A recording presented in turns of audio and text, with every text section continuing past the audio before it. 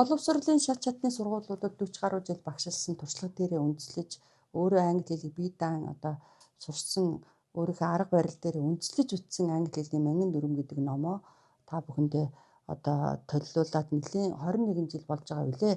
За тэгэхээр энэ номныхоо энэ дүрмүүдийг өөрийнхөө амаар, өөрийнхөө хоолоогоор та бүхэндээ багцлж байгаа, тайлбарлаж байгаа.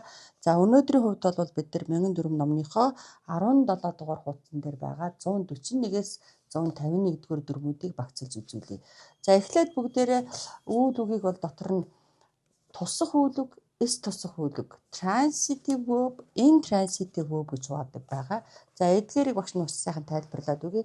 Энэ юу гэсэн үг вэ гэхээр ер нь тусах үйл үг гэдэг маань арталдаа заахын тялгалын үгийг захирч чадж байгаа, тэрнтэй хоршиж чадж байгаа үгийг бол тусах үйл үг гэж хэлдэг.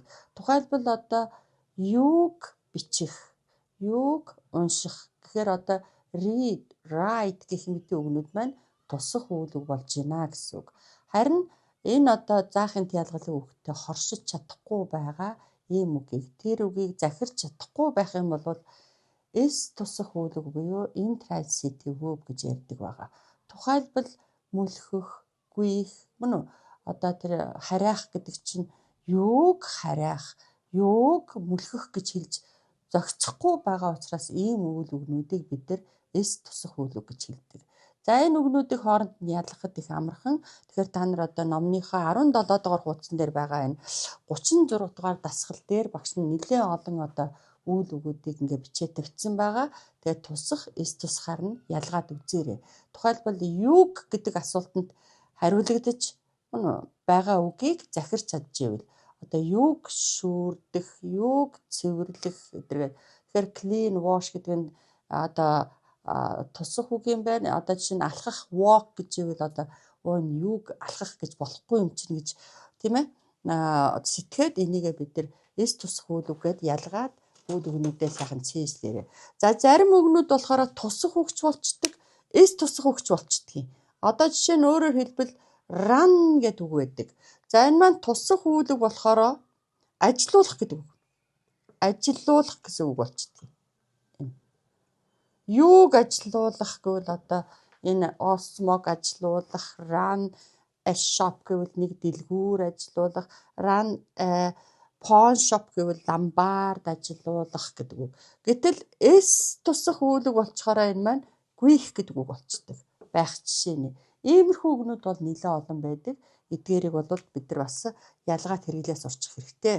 За дараагийн сэдв нь болохоор to be гэдэг энэ анхдагч үйл үг буюу primary verb гэж байдаг. Энийг бол англи хэлэнд ерөөсөө англи хэлний үйл үг буюу үйл үгээр илэрдэг өгүүлхэн гишүүнийг дамжуулдаг 130 гаруй төрөл байдаг. Тэрнээс бол 3 нь болохоор анхдагч үйл үгээр дамждаг байгаа. Тэр primary verb буюу анхдагч үйл үг гэдэг нь нэгдүгээрт нь to be, хоёрдугаарт нь to have эзэмшил дэлгэрээдэг. Мөн do гэдэг энэ 3 үгийг бол анхдагч үйл үг гэж хэлдэг. Яагаад энэ 3-ыг анхдагчуд гэж ярьдсан бэ гэхээр энэ 3 маань араасаа нэр үг аваад өгүүлхэн гишүүн болчих чаддгийг, араасаа үйл үгийг аваад за тэгээд тэр бүхэл бүтэн 21 үйл үгийн цагийн туслахаар нь ажиллаж чаддаг ийм таваршууд байна шүү дээ.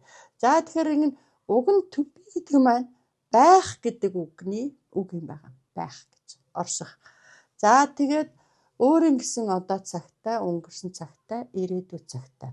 За to be-гийн цагийн хувилбар гэх юм бол энэ am, is, are 3-ыг хэлж байгаа.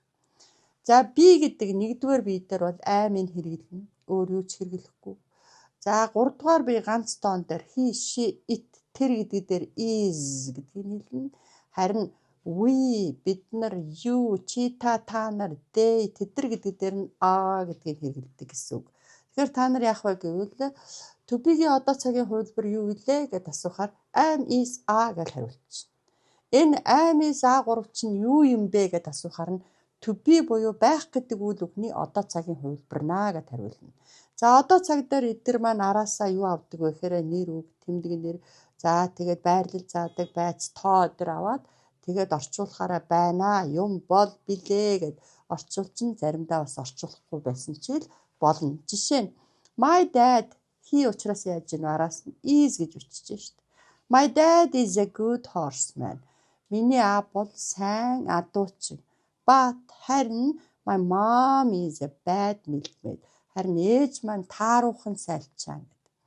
За тэгээд энийг туслах нь болдог учраас энэ туслахууд буюу to be-гийн одоо цагийн хувилбараа урт талд нь гаргачих юм бол энэ асуулт болчихно. Жишээ нь are you a policeman?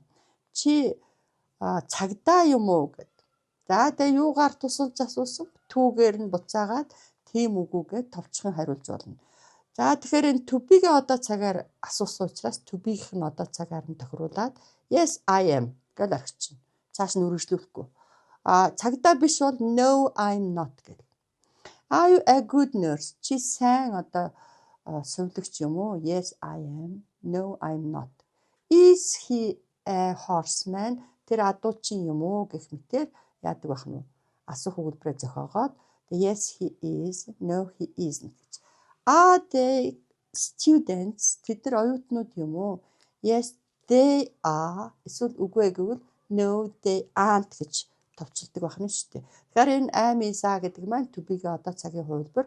За энийг баттгах дасгалууд гэх юм бол одоо 1004 номны маань одоо 21 уучлаарай 36, 37, 38 гэж явсаар хагаад 46 дугаар дасгалыг дуустал одоо 11 дасгалаар та бүхэн одоо энэ дөнгөж сая одоо зүгээр таймыг нь авсан мэдээлэл мэдлэгээ гүйц болгоно гэсэн үг байна шүү дээ.